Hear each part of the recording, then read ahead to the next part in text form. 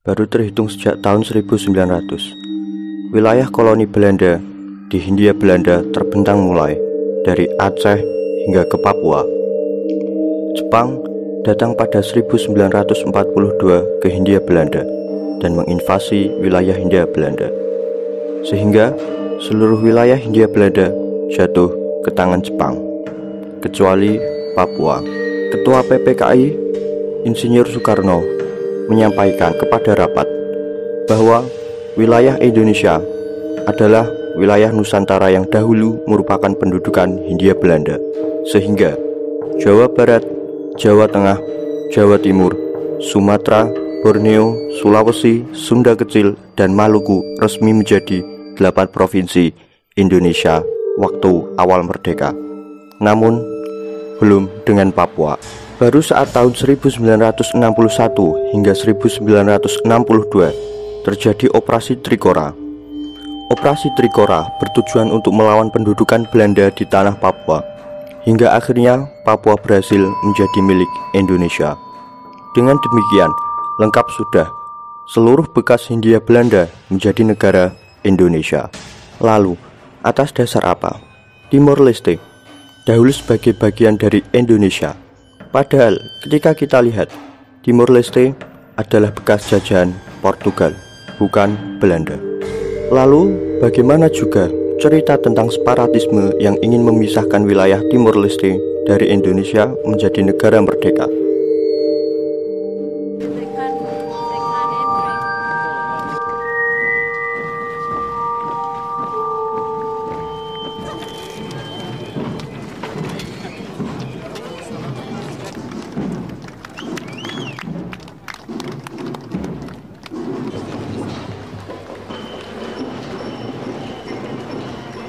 Vai ser assinado por sua excelência.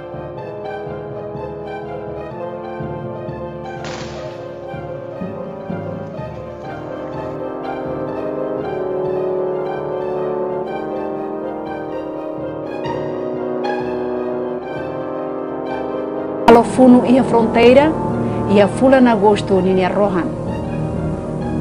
Autoridade português nebe halai tiha bata uru. Mos la dehang buat tidak.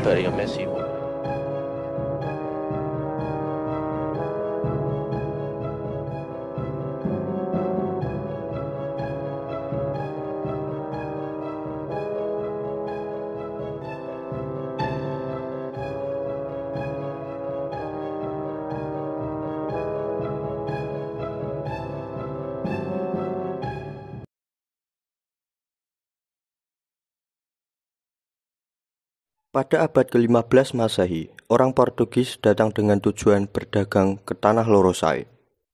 Berselang kemudian, alih-alih berdagang, justru para pendatang itu malah menduduki wilayah bumi Lorosai.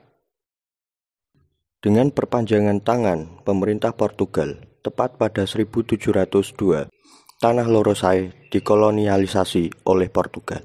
Jadilah Timur Portugis. Selang 3 abad kemudian, meletuslah suatu perang antara Belanda dan Portugis. Dengan dasar kolonialisme, imperialisme, rupanya Belanda juga ingin menguasai bumi Lorosai itu. Dan akhirnya perang antara Belanda dan Portugis pecah untuk memperebutkan daerah Timor Timur. Untuk mengakhiri bentrokan tersebut, Portugal menjalin perjanjian dengan menyerahkan bagian barat pulau kepada Belanda dan bagian timur tetap menjadi miliknya. Setelah pengeboman di Pearl Harbor pada tahun 1941, Sekutu memerintahkan Australia yang berada di wilayah Timor Timur untuk mempertahankan lapangan udara. Dengan kenetralan Portugis, Jepang memberikan hormat untuk Portugis agar tidak menginvasi wilayah koloninya. Lalu, Jepang memutuskan Kupang yang berada di timur barat dijadikan daerah sasarannya. Alasannya adalah menghancurkan Sekutu. Hingga 1942, pasukan Dai Nippon mengalahkan Belanda. Maka dengan demikian jatuh Timor Barat ke tangan Nippon.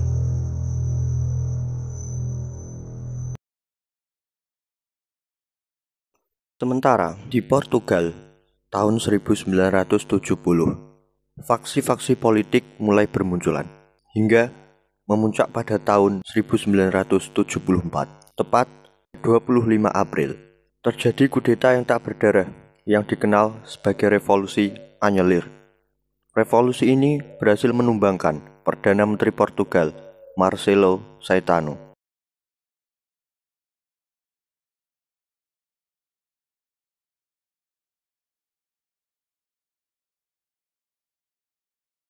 Gubernur KAM, Panglima Militer Timor Portugis, Kolonel Fernando Alves Aldeia, mengeluarkan maklumat pemberian kebebasan rakyat koloni membentuk partai politik.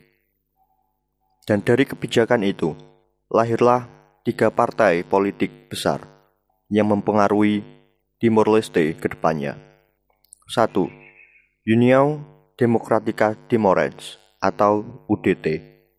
Organisasi ini mengupayakan bergabung dengan Portugal, alias mempertahankan status quo di bawah bayang-bayang Portugal. 2. Frente Revolucionário de Timor-Leste Independente atau Fretilin. Organisasi ini menginginkan agar Timor Leste merdeka 100% dan berdiri sebagai negara berdaulat. 3. Asociação Popular Democrática Timorense atau APODETI. Organisasi ini menghendaki agar Timor Leste bergabung dengan Indonesia. Mario, sang pendiri partai UDT, mempunyai pilihannya berseberangan dengan pemimpin Fretilin, karena Nagus mau menginginkan Timor Leste 100% merdeka. Perbedaan ini menuai sebuah konflik, dan kemudian Suharto memanfaatkannya. Pemerintahan Orde Baru melancarkan operasi intelijen dengan nama Komodo. Tujuannya adalah untuk mencari informasi tentang konstelasi politik yang terjadi di Timor Portugis yang berpusat di Dili. Dari hasil penyidikan itu diketahui bahwa Fretilin yang menginginkan kemerdekaan Timor Leste merupakan kelompok yang berpaham komunis. Secara diam-diam, Suharto meminta persetujuan kepada Amerika dan Australia. Pada 6 September 1974, persetujuan itu didapatkan dari Perdana Menteri Australia, Gough William. Dengan alasan untuk mencegah penyebaran paham komunis, Amerika pun mengiyakan permintaan Suharto.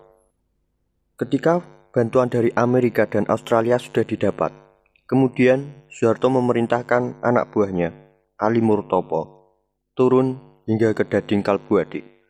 Dading Kalbuadi membentuk tim UMI dan tim Tuti. Tujuannya adalah untuk menyusupkan tentara ke Timur-Timur. Tugas Blue Jean Soldiers ini adalah melakukan pelatihan militer kepada para warga sipil yang menentang ribu-ribu gunung atau Fretilin.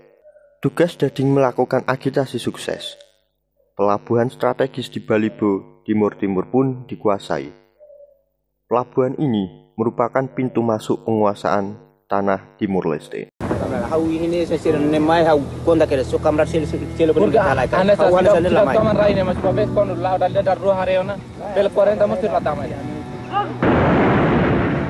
With Indonesian warships closing in on East Timor, the Fretilin Party declared independence from Portugal.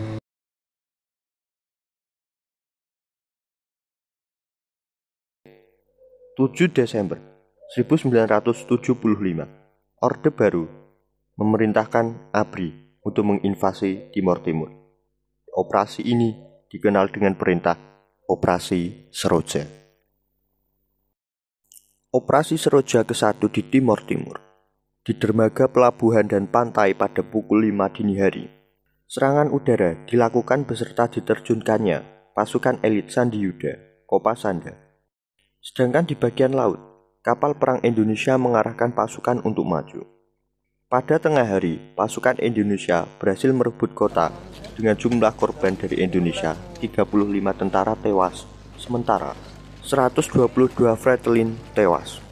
Operasi Seroja kedua di Timor Timur berhasil menguasai tanah kota terbesar kedua, yakni Bacau.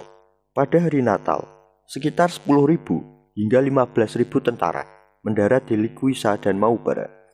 Hingga total keseluruhan pada 1976 jumlah tentara yang dikirim Orde Baru mencapai 35.000 tentara di Timor Timur.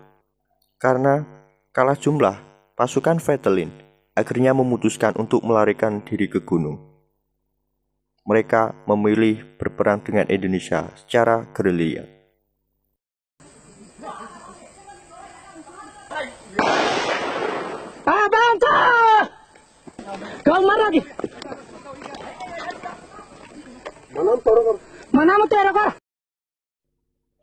Karena sudah dianggap menjadi provinsi dari negara Indonesia, maka timbul dua akibat. 1. Sebagai provinsi dari Indonesia, maka Timor Leste harus mempunyai seorang gubernur untuk menjalankan pemerintahan daerah provinsi. Dengan demikian, ditunjuklah Arnaldo dos Reis Araújo sebagai gubernur Timor Timur. Arnaldo dos Reis Araújo merupakan pendiri serta ketua umum dari partai APODETI yang pro terhadap integrasi Timor Timur ke dalam wilayah Indonesia. Akibat yang kedua, ketika sudah menjadi wilayah Indonesia, maka para gerilyawan Fretilin yang masih pro dengan kemerdekaan Timur Timur, mereka dianggap sebagai gerakan separatisme. Dengan demikian, perang terhadap Fretilin harus masih dilanjutkan dengan berdalih memerangi separatisme sepanjang 1976. Strategi yang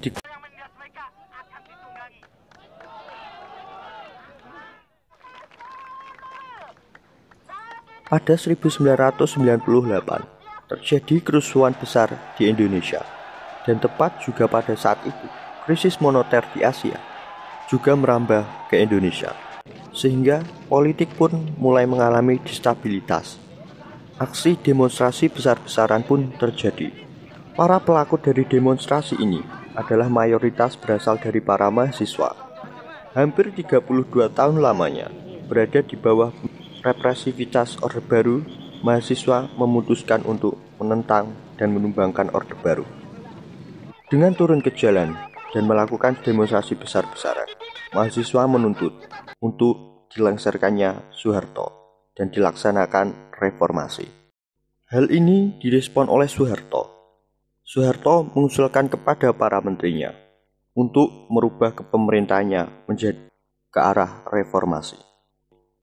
Namun, setelah Soeharto mengajukan pendapat kepada para menterinya untuk bertransisi ke jalan reformasi, mayoritas mereka malah justru menolak untuk bereformasi. Sehingga pada puncaknya, para mahasiswa menguasai gedung DPR MPR RI dan menuntut agar dilengserkannya Soeharto. Dan tepat pada 21 Mei 1998, Soeharto mengundurkan dirinya sebagai presiden. Pimpinan fraksi-fraksi yang ada di dalamnya, saya memutuskan untuk menyatakan berhenti dari jabatan saya sebagai Presiden Republik Indonesia terhitung sejak saya bacakan pernyataan ini pada hari ini, Kamis 21 Mei 1998. Dengan lengsernya Soeharto dari kursi kepresidenan, maka naiklah wakil presiden untuk menggantikannya. Dengan demikian, terhitung sejak digantikannya Soeharto oleh wakilnya, Baharudin Yusuf Habibie, maka kemerdekaan Timor Leste bisa diharapkan dan makin dekat. The situation in East Timor since the declaration of martial law on the 7th September. At the same time, they had to recognize that there are limits to what more they would achieve.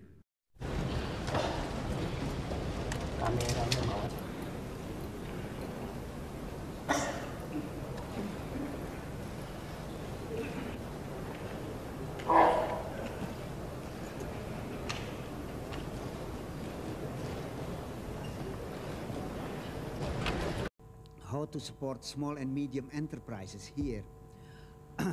Apart from the tremendous achievements that have obviously been made, there are also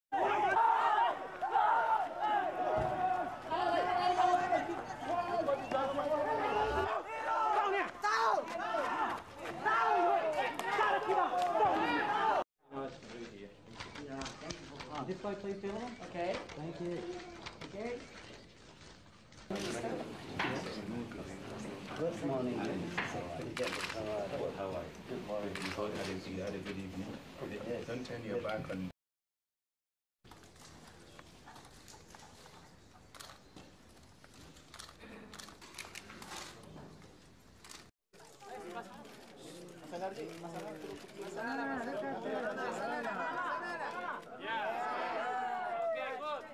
That we can recover still in the future, but the most important thing is that seeing or not, walking or not, together I and